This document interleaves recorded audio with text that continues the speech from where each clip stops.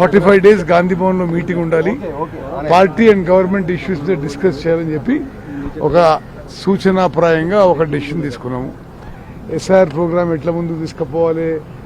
ఇప్పుడు 2 important MLC ఎలక్షన్లు వస్తాయి ఈ సంవత్సరం చివరికి. దానికి ఏ విధంగా ముందుకు తీసుకుపోవాలని డిస్కస్ చేయడం జరిగింది. కాంగ్రెస్ పార్టీ మరి పార్టీని ప్రభుత్వాన్ని బలపరచాలి, ప్రజల్లోకి తీసుకుపోవాలి, అందరం యూనిటీతో ముందుకు పోవాలి, ఎట్లా చేయాలని చెప్పి డిస్కస్ చేయడం జరిగింది. హైడ్రా అంశము ముఖ్యమంత్రి గారి పోర్ట్ఫోలియో,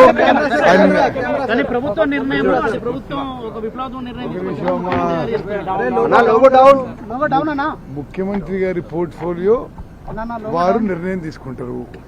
ఓకే,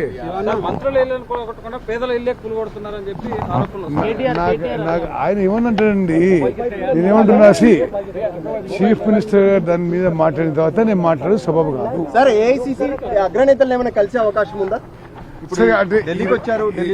ఈ రోజు పార్లమెంట్ లో రాహుల్ గాంధీ గారి స్పీచ్ ఉంది కాబట్టి ఇది అవకాశం ఉంటుందో, పార్లమెంట్ అయినాక వీలుంటే పార్లమెంట్ అయినాక అవకాశం ఉంటే కలుస్తాం. ఓకే.